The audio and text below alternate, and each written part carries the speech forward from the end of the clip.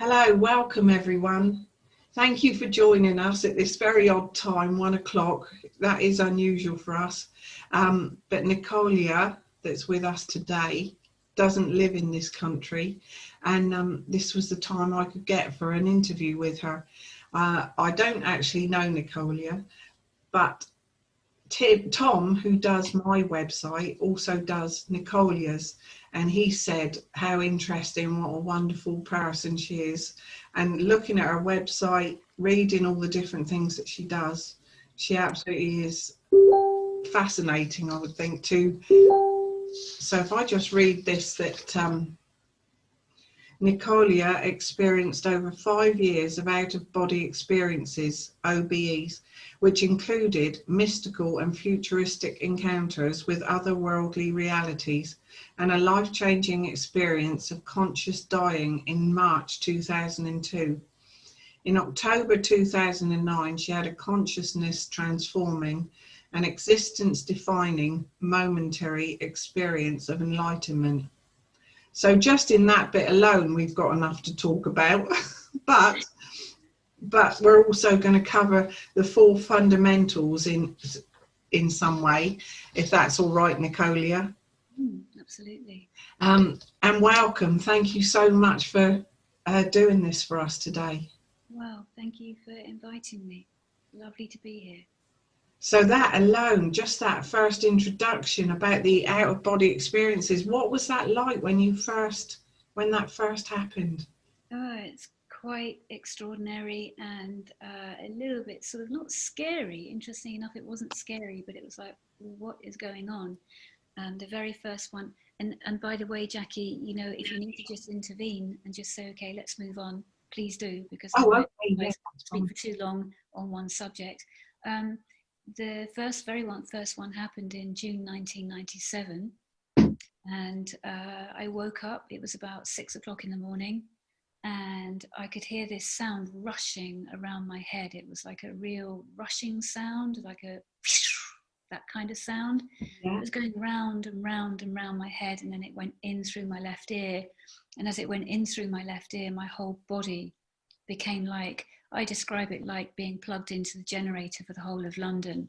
I just had voltage just coursing through my body, and my body was shaking, distorting, and I was completely stuck to the spot. And I came out of my body, and I've written about this in depth in my new book. I call it the Big Book. I've had 2 main books published, one in spring of 2011, the other one was in the autumn of 2013. First one was 2012, A Clarion Call, Your Soul's Purpose in Conscious Evolution. Second one was Contemporary Spirituality for an Evolving World. I think it was a handbook for conscious evolution, that one as well.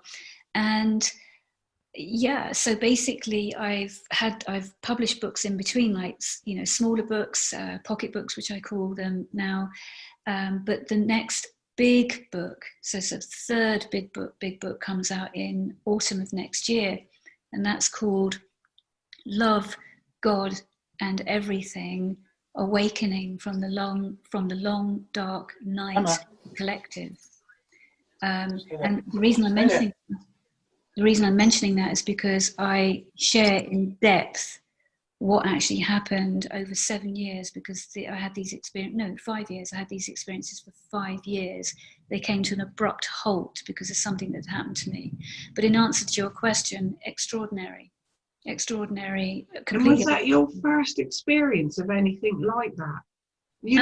Or were you already, say, in tune spiritually? Or?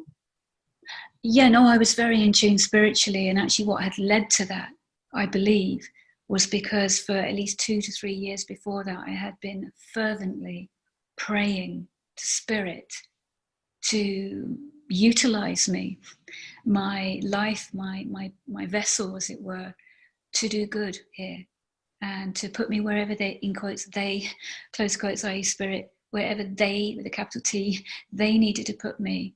And I was here in service, capital S, and I prayed and prayed and prayed for that to become my reality. Oh, wow. And 2 to 3 years after that is when this first started happening.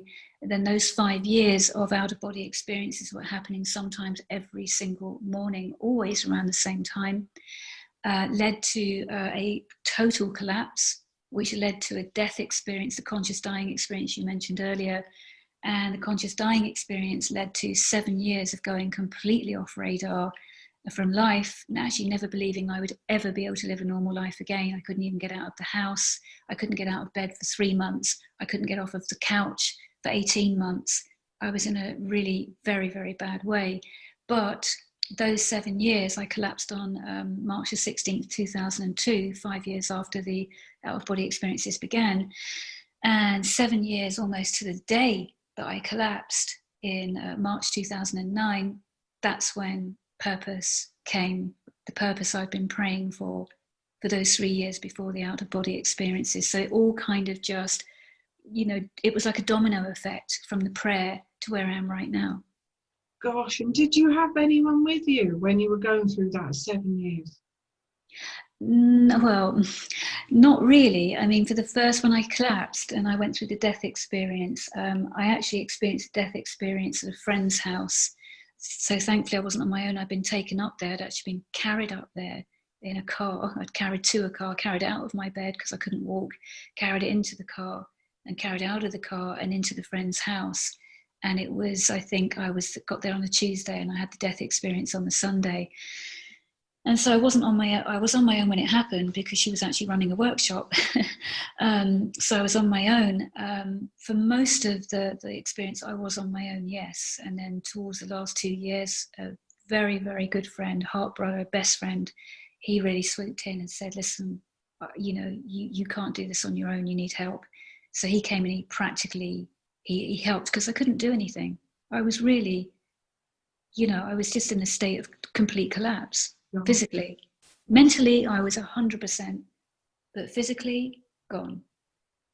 Oh, that's incredible. I'm going to just explain for anyone that joined late and didn't hear us at the start. Nicolya is on a mountain. And so if she puts the video on, she won't keep the link with us. Unfortunately, we didn't have a talk beforehand to say that this was going to be a live video. So I am sorry about that, but we're very grateful that you're able to get this link anyway with us, Nicolya. Oh, I'm very happy to, yes, me too. So I know now then, I read on the A Clarion Call that Nicolya is our guide through this evolutionary world shift. And that was in 2012, I think the person wrote that. 2011, that one was. 2011, that was reviewing your book that said that then. So now even more so that you must, I guess, be very aware of everything that's going on and knew that this was all going to happen. And from all your books and the way you talk about, the titles and that of your books, it's quite obvious you're very aware of all what's going on. Yes, definitely. Yeah, I mean, it was the very first. I'd never written anything before, and because of the out-of-body experiences and the huge toll they took on my nervous system. When I collapsed, and of course the collapse was that, and that precipitated the death experience, I actually said to Spirit, if you want to work with me or through me, then you have to find another way, because this has pretty much threatened my life. But at the same time, there was another reason for why it happened, which maybe we could talk about today, or I can come back if you were happy to have me back. Oh, I'd be happy to, yeah. Come back.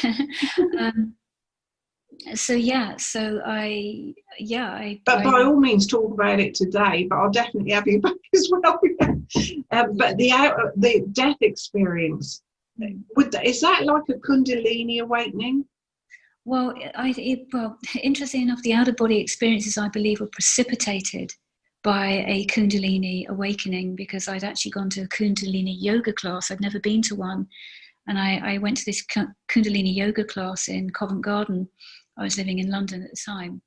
And I'd never had an experience like it. And it was so impactful that it was the final part of it where they had, I've mentioned this before, but I'll just say it again, the guy leading it, the guru, because that's what he called himself, a guru. But anyway, the facilitator, that's the best way to say it, suggested that we all lie down. So we all lay down right at the end of the class, and we were all encouraged to close our eyes. And I closed my eyes, and the next thing, I honestly thought a plane was about to crash into the building. This phenomenal force and sound, unlike anything. I mean, I've sat near the engines of an airplane taking off, and I never felt that. And anyway, I sat up. I thought, oh my God, a plane's about to crash. So I sat up. Everyone else was lying down blissfully, going with the flow. And the guy was playing this huge gong. So I lay back down, and this gong it went through me. It was profound. And anyway, I kind of floated back. I drove back to where I was staying in an altered state of consciousness without any question. And it was about 3 days later that the first out-of-body experience happened. So the death experience, I wouldn't put down to Kundalini awakening. It was an actual physical death experience, which is why it took me 7 years to come back online physically. So I actually came out of my body. I floated above my body. I saw my body aging rapidly in front of my own eyes until I'd reached around my mid-80s. I was lying skeletal. I can see it clearly to this day, lying skeletal on a bed, hair splayed out behind me, like long silver hair splayed out behind me, and I'd gone. And then I came back in again, and that's when the hell started. I mean, I was kind of already in physical hell before that happened, which is what took me into that death experience, because I'd been leading up to it 4 or 5 days. Leading up to that, I hadn't thought I was going to make it through the night. And that's why I ended up at the Friends, because I said, I actually think I'm dying and I don't want to be on my own. And so that's how I ended up back up there. And then, as I say, 3 or 4 days after that, the death experience happened. And it took me about 4 days to come back. And actually something profound happened in those 4 days of coming back into my body fully, as much as, well, actually I didn't, because I believe that everything I'd needed to do in this lifetime, because I'd been on a no holds barred, no stone left unturned, self-healing journey, which meant to go into every dark corner in myself, psychologically healing everything. And I believe that I reached a point where everything I was meant to do in this lifetime in terms of my own healing and awakening journey had happened to that point. And so the life I would have lived, had I have sort of carried on in this life until I was in my mid-80s, as I saw on that, skeletal me lying on that bed, I would have then come back and lived probably the life I'm living now, which I've been living since 2000, really properly since 2009, because I was out of it from 2002 to 2007. So yeah, it's been intense, very intense. Absolutely. Can you look back now and see why you needed that 7 years? Yes, because that's, in fact, yes, thank you for asking that question. It reminds me of what I was saying, which is basically that what I believe happened is that not only did I bring forward into this lifetime the next life I should have been living, but I was also incarnating a greater proportion of my higher self. So the way I describe it, how it came to me psychically whenever I tap into it, and back then especially, was like trying to fit a quart into a pint pot, because there was more soul energy, more higher self that wanted to inhabit this vessel, this form. And my body, because the frequency was completely different to anything my body had been used to up until that death point. I've been on a different kind of frequency. Mm-hmm. The frequency of this energy coming in from my higher self was so high that my body could not cope with it. So it had to adjust, and it took 7 years for it to adjust enough for me to be able to start to become functional in a body again. And so from that, there's so many at the moment that I think that are awakening, but awakening even to a higher self level, perhaps not higher self, but, much understanding of the ascension process. Do you feel you can help them more rather than have to go through 7 years like you did? I believe so, because my sense is that when you go through such an extraordinary terrifying and yet profound experience. I came back as a writer, as it were. So I'd never written anything before I wrote Clarion Call. Wow. Never even thought to write. I was working as a psychotherapist, working in therapy, working with people in that way. And because I'd said no to these experiences, which still wanted to happen because I kept hearing the sound and I kept saying no, because I just thought, I'm not going there again, not unless I feel really strong. But what happened is I then came back with this, if you like, this capacity to be able to write. Didn't know about that. What happened is 7 years, almost to the day of collapsing, suddenly this title just presented in my mind, and it just said 2012, a clarion call or wake up call for humanity. And I thought, what's this? And the next thing, I felt deeply guided to just put my hands over a keyboard and just let it go. And I wrote 2012, a clarion call in 6 weeks. And I was confused at that. I would say 85% of it was channeled. It came through me. And this is when I realized, okay, because I'd said to my friends, the ones I call the luminous ones, because I said to the luminous ones, if you want to work through and with me, you're going to have to find another way, because the out-of-body experiences, I can't sustain that physically. Because, of course, spirit have no idea. They have no concept. And even if they ever have been in a physical body, it's been eons ago.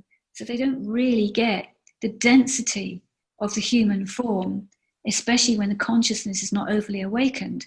And the more consciousness awakens, the higher the frequency, the energy of the body and the energy body starts to vibrate at. And that usually happens over a period of months, years, decades. So the body has time to run in tandem with it. What happened for me is I kind of exited one frequency, which was relatively developed because I've always been very spiritual. My spiritual awakening was, when I was 17. So I've always been developed on in that way. But the frequency that I was compared to the frequency that I came back with, they were chalk and cheese. And so I've come back, in answer to your question, I've come back, and also I had a glimpse into the future. And in the new book that comes out in autumn, Love, God and Everything, that comes out in autumn next year, in 2006, I channeled a huge download called, it just came in as New Earth, Future Earth. And I just channeled it all in. And it was an overview of what, a conscious epoch, the new Earth looks like, how it operates, what's going on in that dimension. And of course, it all made sense to me because I had struggled, actually, even in my old frequency being self, I really struggled with the world I saw around me because it was just all so antiquated. And then an amazing oracle said to me, I hadn't said anything to her, and she said to me, you do realize you're from the future. Oh. And I thought, okay, actually that doesn't sound overly far-fetched because of what's coming through, what I can see. I don't read anyone else's books. I don't read articles. I don't watch interviews because I try to keep my channel clear. And then what happens is I will bring something through, an article, a book, something like that, a teaching, and I may see elements of that in, like, for example, something that I'm writing about, like this deep intuition I've had about the whole COVID-19 scenario, which of course we don't want to go too close to that if we want to keep our interview in another direction. But I had some deep intuitions around that, and every single one of them so far has come to pass. So in answer to your question, sorry I've gone around the houses, but yes, by coming back and bringing through what I've brought through, the New Earth channeling, which is in the new book, the Ascension process, the 12 stages of Ascension, the Diamond Heart prayers, all these things that have just flooded in since 2009, these are the facilitators, if you like, exactly as you say, for people to be able to tap into these and to be able to accelerate their own ascension, their own evolution, without having to go through, a shamanic death, basically, which is what I went through. Wow, and so living now because I did read a post on your page where you've just moved from Italy and you're in France now. Yeah. Just in the last few days. How do you find, it's not 3D now, but but obviously a lot of people still are in 3D. How are you coping with that aspect? Well, my sense is that when you are living in a predominantly 5D consciousness, and your energy is predominantly of a 5D frequency, you can move in and out of different frequencies and energies quite effortlessly. Staying in them is not so easy. You know, you can kind of like dip in. Like, for example, if I go to London, and there's quite a strong 3D energy in many pockets in London, I can't be there, or even the UK, actually. I can't be in the UK for too long, because I then feel the need to come back to be in a what I feel and experience my own energy, a more conducive environment. But what I can do is dip in and out. And my sense is there's a lot of people in countries like the UK, I say the UK in particular, Germany as well, where the energies can be quite dense. Because if you think about the UK and Germany, they have got quite a heavy karma. And I always remember, I can't remember who the astonishing visionary, I just cannot remember her name at the moment, it's just not coming to me, but I read about 15 years ago, this woman, she said, this visionary, that the highest frequency from a country perspective, the highest frequency in the world is Australia, and the lowest frequency in the world is the UK, followed by Germany.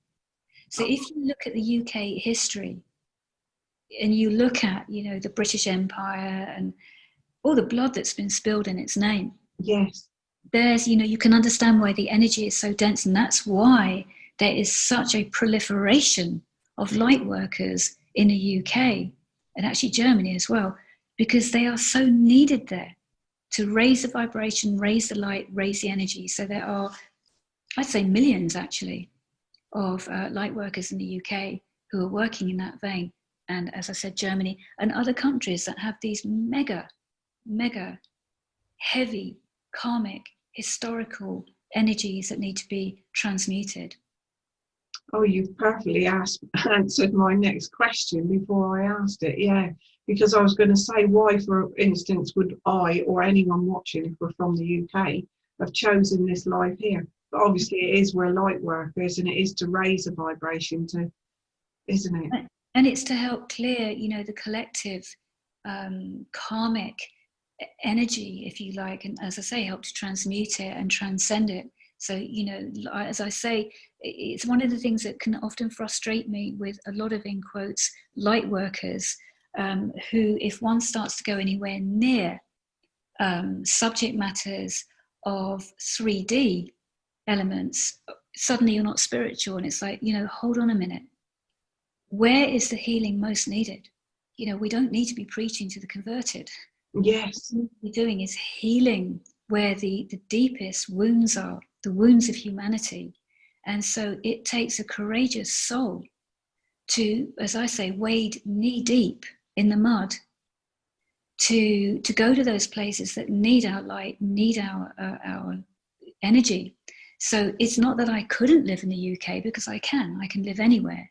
But my choice, because I have access to that choice, is to live somewhere very clear so that I can keep bringing through what I need to bring through as my contribution to the great healing, capital G, capital H, the great healing and the great transition that is taking place on this earth at this time. And we have incarnated, those like ourselves, have incarnated here for a very specific reason. And that's exactly what we're talking about right now.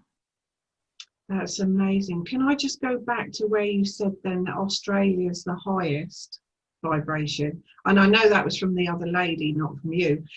But I do agree that that's probably the case. But at this moment, they are really suffering, I think. Do you know of that?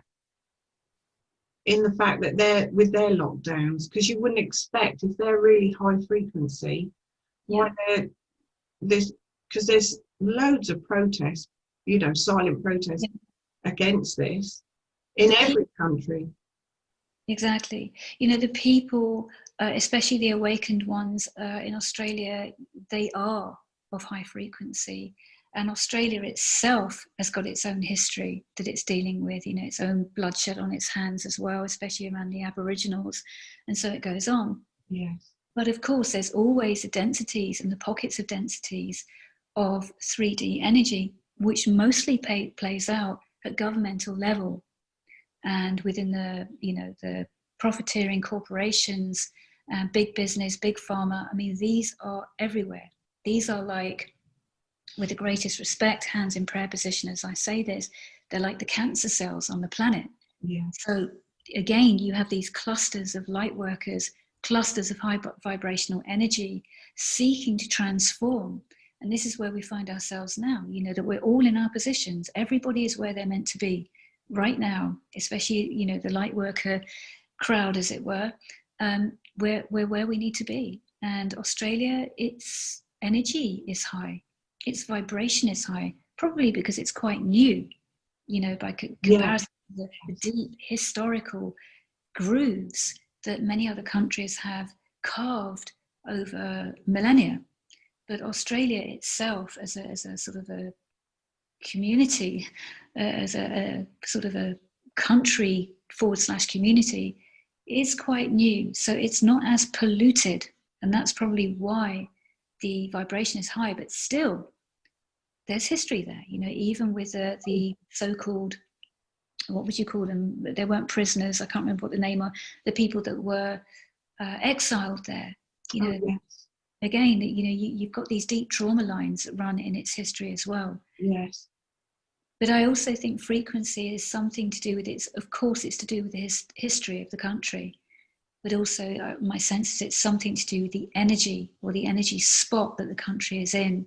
That's either been activated or not. And if you've got a pure landmass that's remained relatively uninhabited, apart from, you know, original tribes, authentic tribes, then it's still quite a pure landmass. Whereas you look at somewhere like the Great Britain, in quotes, i.e. the UK, and again, it's not a pure landmass because of its history.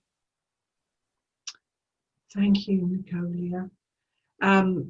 The focus is going to be, it's building already for the 21st of December for Ayers Rock. You know about that, I imagine. I've heard, because I don't read anything, I've heard. Oh, exactly, yeah. Ayers Rock. And that's where the focus will be, I think, for a majority of light workers for the 21st of December. So I think that energy is already building, and that, from what you've said about Australia and the high frequency, makes absolute sense then. Well, also that's very interesting, because if there's a lot of focus on Australia on the 21st December 2020, which is an instrumental date for another reason, which I'll share with you in a moment, and then the 21st of December 2021 is equally as instrumental, which I'll also as well. Something I feel very passionate about, and I write about.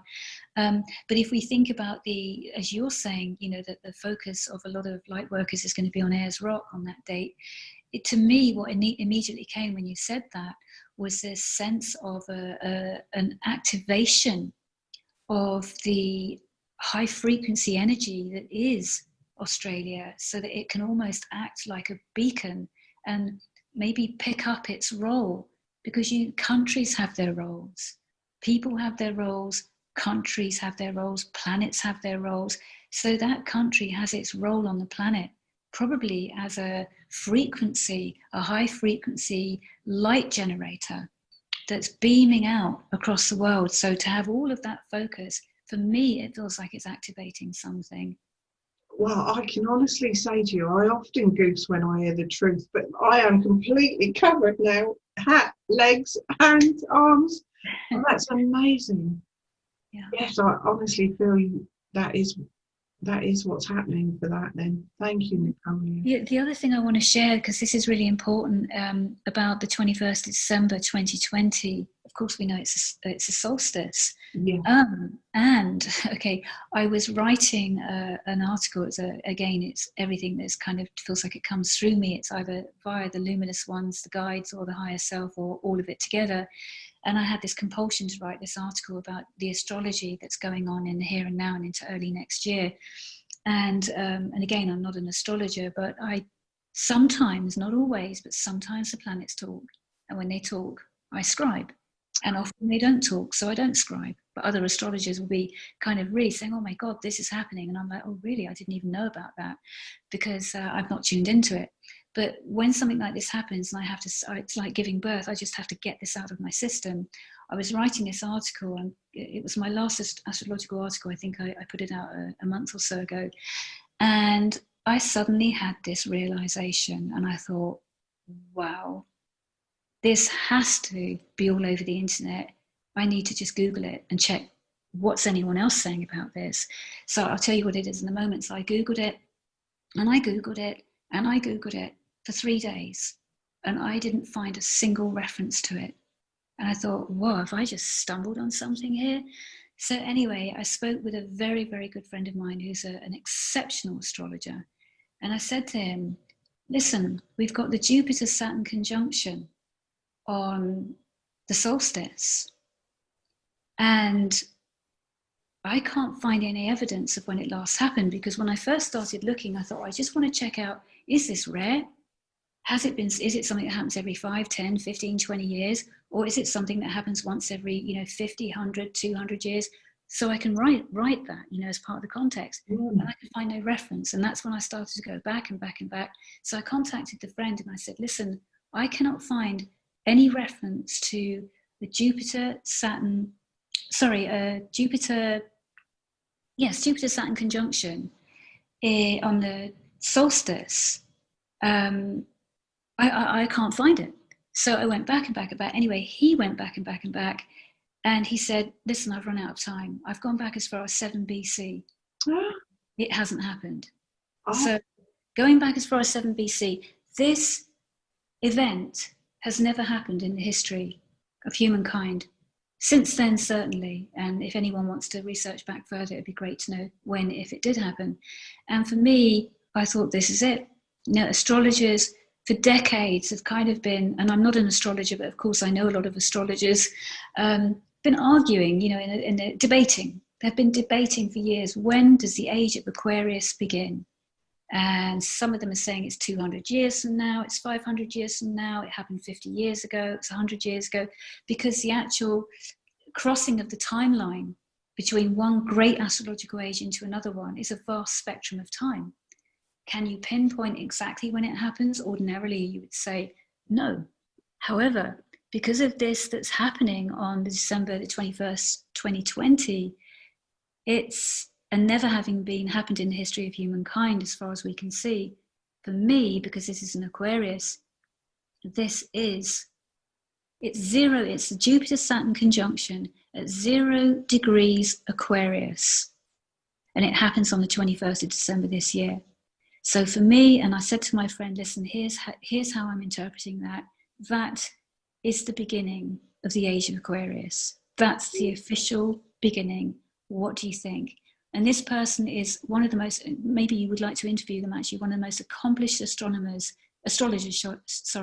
that I have come across. And I've known Marcus, I've known him for years and years and years.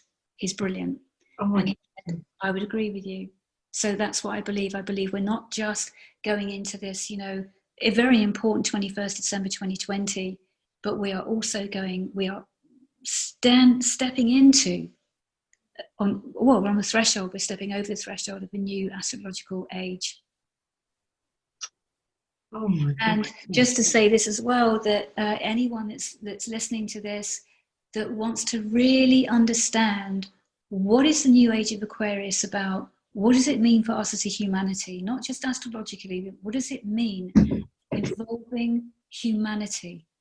If you go to my articles page on my website and you just look at the articles, you will find, I can't remember the name of the one where I really talk about the Age of Aquarius, what it means, the shadow and the light side of it, and what we're up against in order to transcend the shadow, because the shadow of it is artificial intelligence.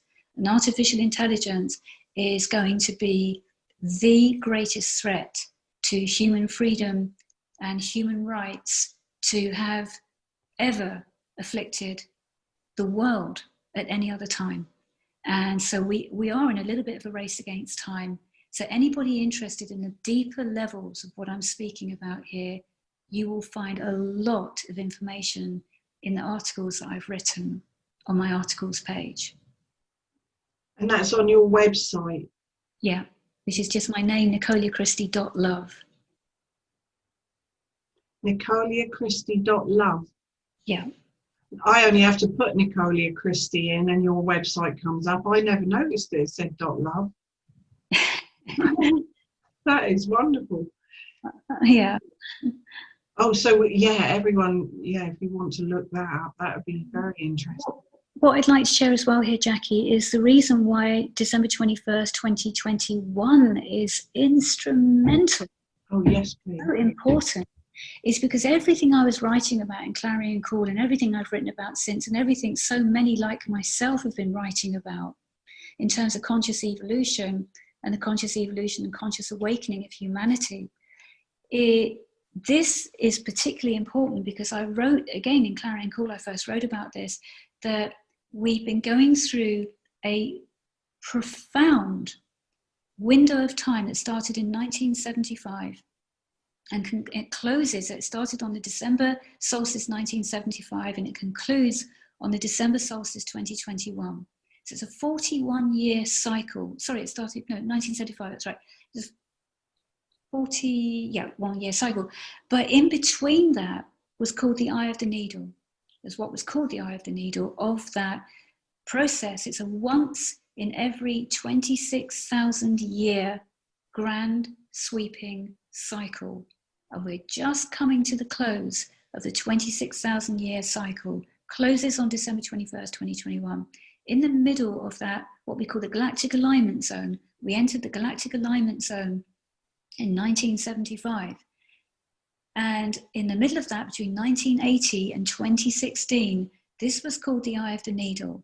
Now this process, this zone we've been moving through since 1975 has been for one purpose and one purpose alone.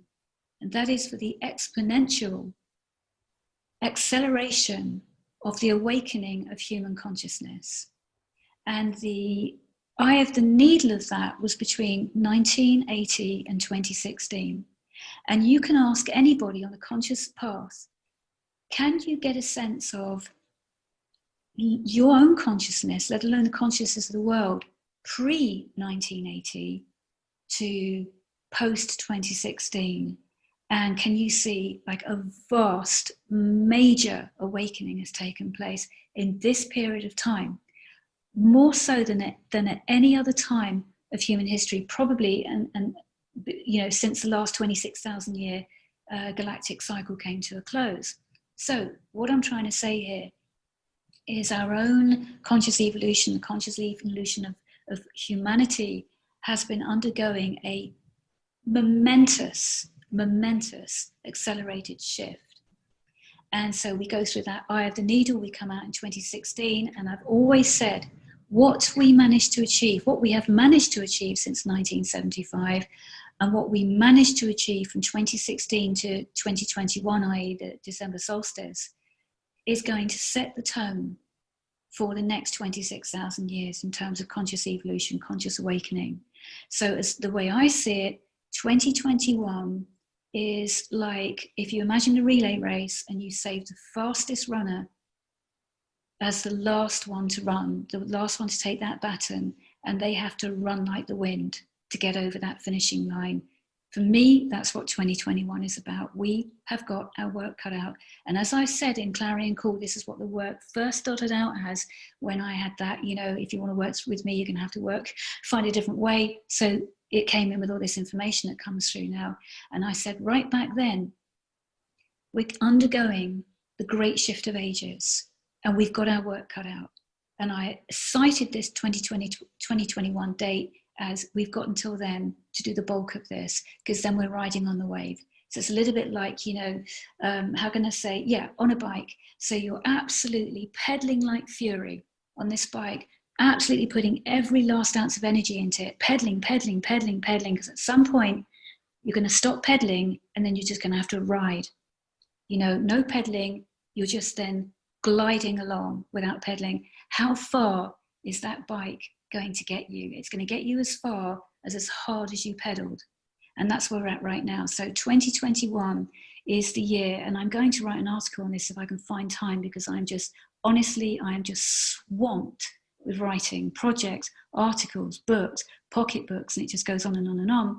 But I must get this article written, because for me, it's probably one of the most important messages we need to put out to the world now, is that to light workers and to those of us that are consciously awakening, we've got to pull out all the stops next year, because by the time that window closes, the solstice of next year, then we're riding, we're literally gliding. I can't find the right word for it, when you stop pedaling and then you're just carried along by the efforts you've put in.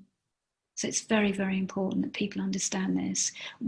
Next year is not a year where any of us can even remotely think, you know what, I'm just going to take a bit of a break. I'm going to just take some time out from all of this. It's like, take time out in 2022, but next year, give it everything you've got. That's incredible. Thank you so much for sharing that with us. Wow. We haven't even touched on the 4 fundamentals, which I put it out as because I hadn't spoken to you, and I saw that was your most recent pocketbook. So that's why I called it that. And your lovely assistant, Natalie, yeah, she said that would be fine. But if you're going to come back and talk to us, but would you like to just give a little bit about the 4 fundamentals and why that come about? Yeah, well, yeah, I guess we kind of start with just very briefly that my own spiritual awakening happened when I was 17, because I fainted. And when I fainted, I suddenly hurtled down this tunnel, the proverbial tunnel that I'd read about before. And, you know, you think, oh, well, maybe it happens, maybe people just imagine. I went down that tunnel and I was going head first, and I was going at a speed of sound that was deafening. And just before I reached the light, bang, I came round. Everything changed for me after that. So that happened when I was 17. And then shortly after that, I came across Carl Jung.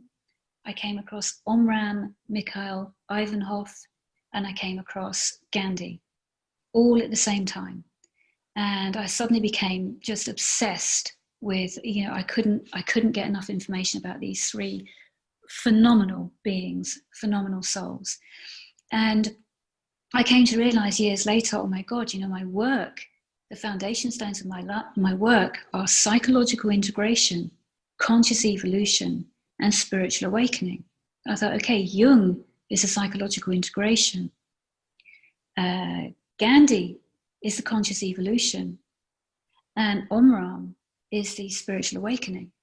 So these were the foundation stones for my own beginnings, if you like, my own awakenings.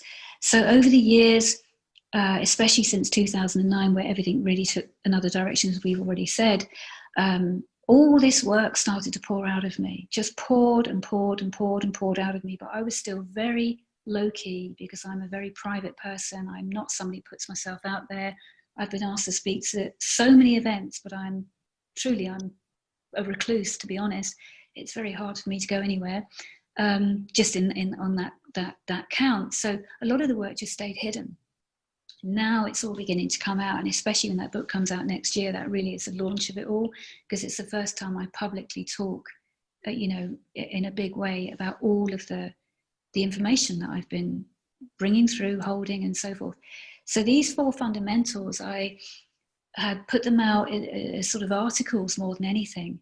And then I thought, you know, I'm going to put them out as free PDFs on my website, because it just, you know, I want these to get to people. I want people to be able to benefit from them. And then a friend said to me, because there is no, you know, there's no income in what I do, none at all. It's a labor of love. And a friend said to me, look, why don't you, these are really amazing. Why don't you just put them all into one book? And I thought, this is a really good idea. So that's what I did. I decided to do that and call it the 4 fundamentals, because it's the 4 fundamentals of my teachings, which is psychological integration. And the fundamental in the book, the 4 fundamentals, pocket-sized book, the teaching of that is the ego self fairy tale, which I wrote back in 2009. That went into Clarion Call, and it's now in 4 fundamentals as an updated version, although the fairy tale itself has remained exactly the same. I've edited all the information, the preamble and the postamble around it. Then the second fundamental is conscious evolution. Well, actually, no, conscious evolution. The second fundamental is the 21 arrows, which is the 7 dark, 7 light, and 7 rainbow arrows, which is an ancient spoken oral wisdom teaching from the First Nations people, which was handed down orally from generation to generation. And when I decided to write about it, and I wrote about this back in 2009, I thought, well, I'm just going to have a look before I write about this, because there's no point pouring a load of energy into this if there's a perfectly adequate, interpretation of it for the world that we live in right now. I couldn't find any. So at that time, I don't know what's been written since, but at that time, what I wrote, which is in the Four Fundamentals book, was the first account, the first westernized account, as it were, that fits into the world that we live in today. So teaching 1 in Four Fundamentals is the ego self fairy tale. So that's the first fundamental, should I say. The second fundamental is 21 arrows, a map for evolving consciousness, i.e. the 7 dark, 7 light, 7 rainbow arrows. The third fundamental is the 12 phases of ascension. Now this all falls under spiritual awakening. So we've got the psychological integration is the ego self fairy tale, conscious evolution is the 21 arrows, a map for evolving consciousness, and spiritual awakening. And of course, these are the 3 foundation stones of my work. So spiritual awakening has 2 teachings. It's fundamental number 3, which is the 12 phases of ascension, which I'll say about in a moment. And teaching number 4, the 4th fundamental, is the Diamond Heart prayers, which is a Diamond Heart prayer meditation, the Diamond Heart prayer affirmation. And those are actually available free on my website as MP3 audio downloads, and they are very, very powerful. However, some people like to have them in print in front of them, because you can then print them off, you can take them to groups, say them at events, give them to your clients, and so forth. So the 12 phases of ascension came about because I had been going through, since I was 16 years of age, I started what I called the ascension process, which is after being really, really well all through my childhood, I suddenly started to get bizarre and random, almost crippling symptoms from 16 years of age. And slowly but surely I came to understand that this is all to do with my awakening, because it really kicked in at 17 when I suddenly had the spiritual awakening. So the spiritual awakening was precipitated the year before by the beginning of the ascension symptoms. And this just went on and on and on. And in the end, I explored and I started to see the correlation between psychological healing, when we start to heal the shadow within the self, our history, our trauma, our wounding, how all of this comes out through the body. Then we're also looking at the ancestral levels, what we're actually clearing for our ancestors, our karmic levels, and the collective. So at any given time, we're either clearing for ourselves. In fact, it's not either or, it's and both. We're clearing for ourselves, we're clearing for our ancestors, and we're clearing our karma, and we're clearing for the collective. And I felt like I was doing all of it. So my health was up, down, up, down, up, down, up, down, up, down. And it all followed some kind of deep awareness, some kind of deep insight, some kind of deep release, some kind of deep healing. And I came to understand that a lot of the symptoms, and of course, I was also talking among my own community, my own friends, and people were flawed. There was like that I can't get off the sofa, or I'm exhausted every day, or I'm getting palpitations, or I keep feeling nauseous, or an array of symptoms.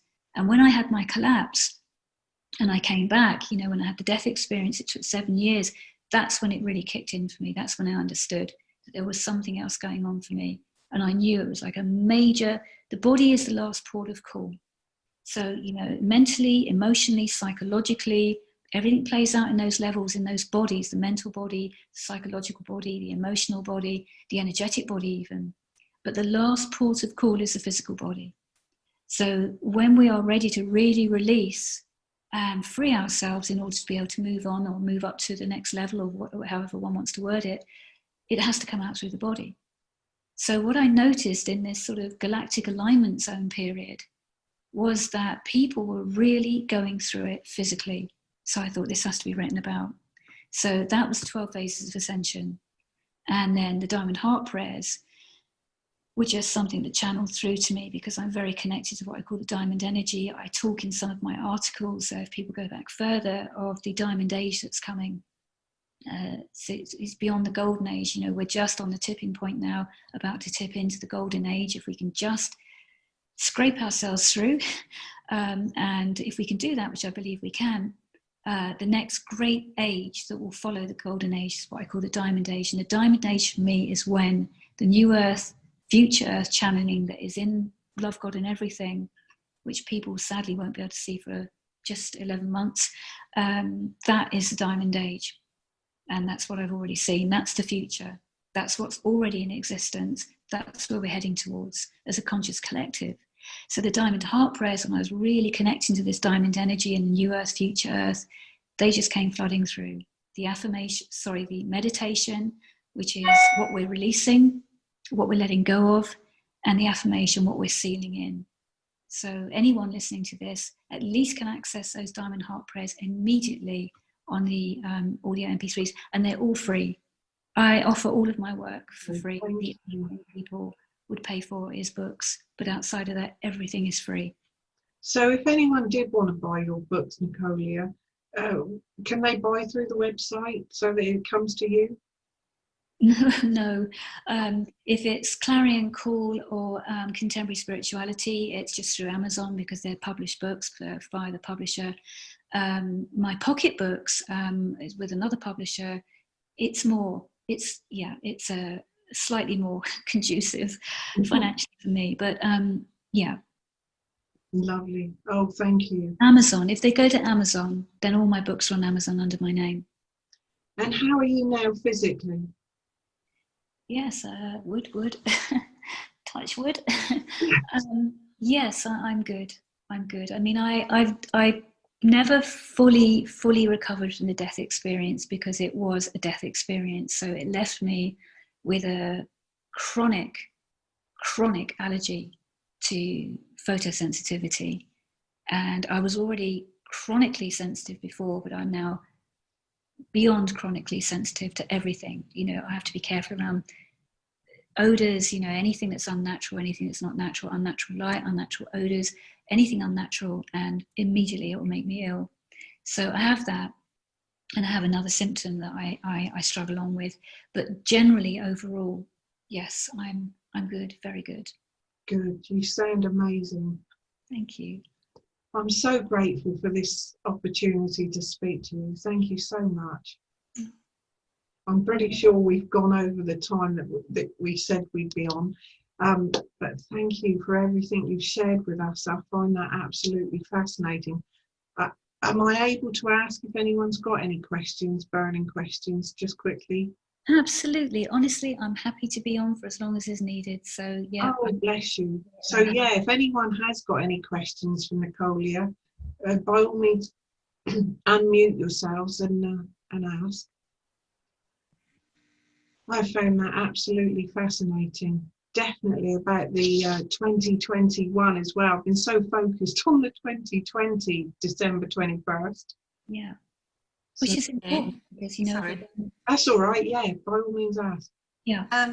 I've just put one on the chat thing, actually, Jackie. But I was just going to ask Nicolya if what she would say for us as light workers, but living in our sort of 3D, 4D energy that is around us at the moment. What would be the most important daily practices, do you think, for us to maintain that 5D energy? Oh, okay. And what's your name? Catherine, I'm here. Catherine. Hi, Catherine. You can't see me. Yeah, Catherine. Hello, Catherine.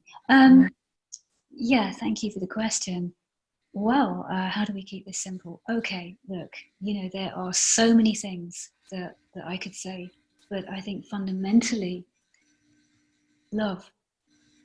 You know, the thing that we can, the most powerful and transformative and profound and effective act we can engage in is loving.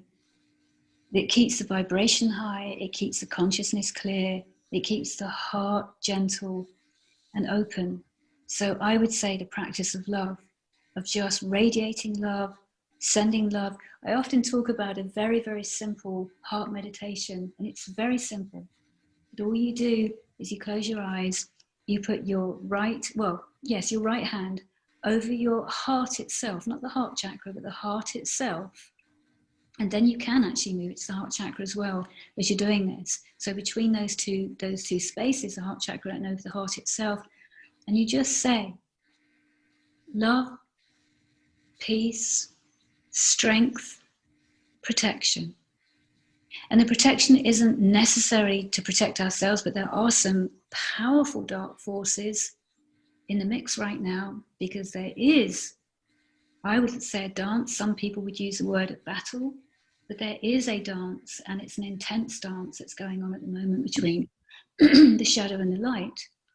And as I talk about an ego self fairy tale, that the ego that has stepped in as the warrior to protect the sovereign self, when the sovereign self returns to reclaim, if you like, the kingdom / queendom of the self, capital S, all explained in Ego Self Fairy Tale, the ego goes into panic, and the ego starts to throw every possible obstacle and spanner in the works to stop that from happening. And the reason it does that is because it's terrified that if it's not in the driving seat and it's not in control, then what is it facing? Potentially its own death. So we can say this with the shadow in the world right now. There are a lot of shadow energies flying around, non-human, as it were, and human, on planet and off planet. So the protection when we do that heart meditation is to protect ourselves from any kind of low vibratory, low frequency energies that can actually come in when we have a moment of downness or doubt, or we're unwell, or we're sad, or we feel angry about something, or we have to visit a hospital where these energies proliferate.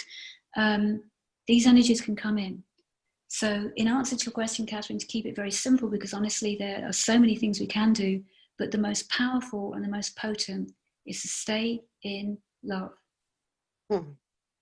Thank you very much. Lovely. Loved the talk. Thank you. Thank you. Honestly, so have I. Sandra's asked. Oh, sorry. No. Can I just say thank you to Nicolya?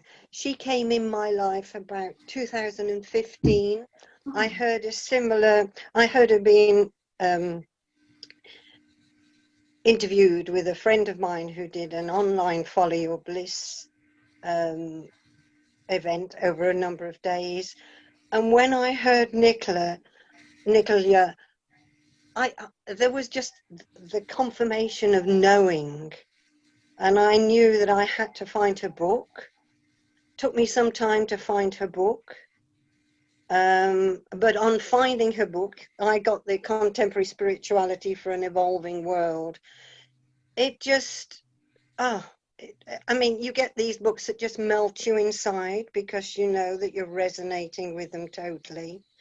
And I did have a little bit of an email with you, Nicolya, where I mentioned that in the addendum, the words by Wendy Weber, your friend, and she wrote about this felt knowing, because I'm one of these simple souls who doesn't see lights and I don't hear voices, but that felt knowing, I know, is just such, well, that's where we tap source.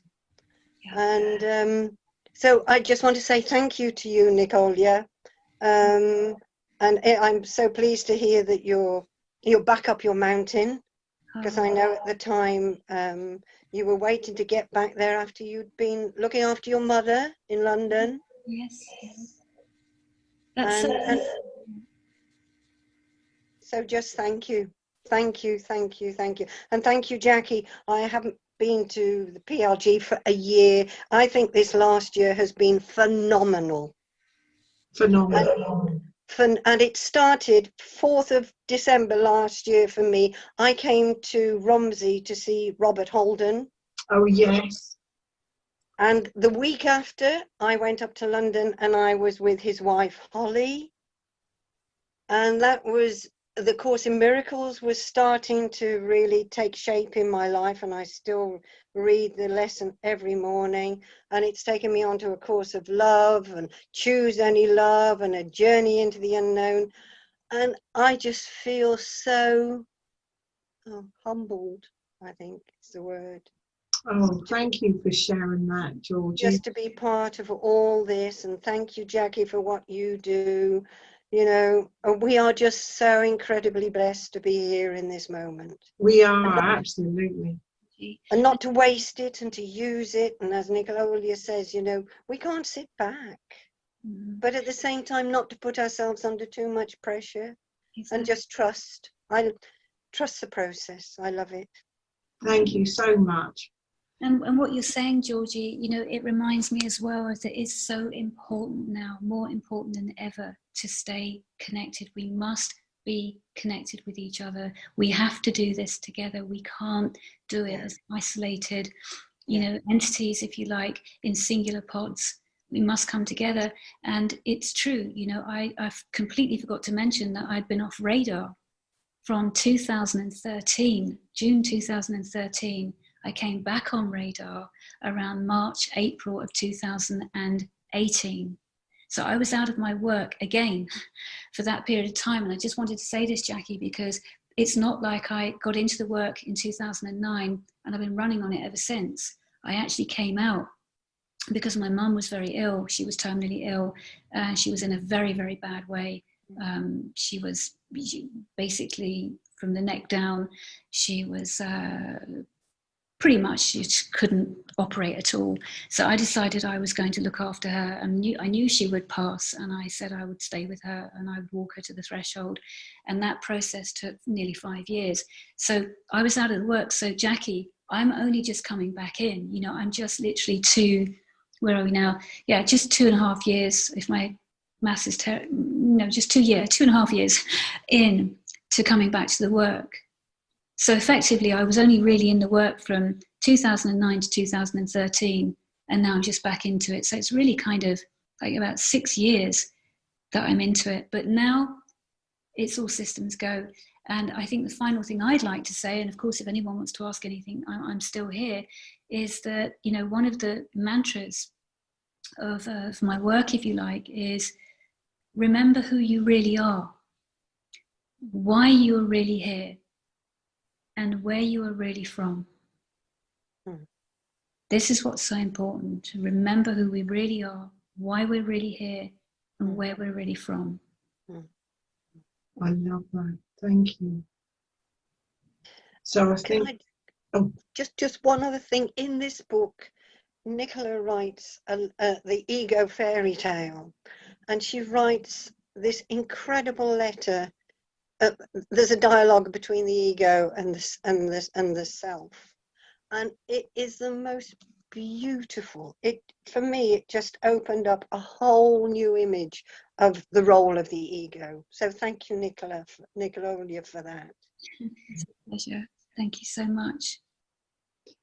So we're going to bring it to an end there. Thank you so much, Nicolya. And yes, I'll be in touch if that's okay to do another chat with you. Love to. It's really been a joy. It's been a wonderful, wonderful hour and 5 minutes, however long we've been on. Oh gosh, thank you. I'm really, honestly, I'm so grateful. And it's beautiful energy with the group of people here. It's such a lovely, conducive energy. I'm very grateful to be here, and thank you for all you do, Jackie. And I'm sure you're just going to carry on doing more of this and really helping people to find the resources that they need to support us, especially through next year. Oh, bless you. Thank you so much.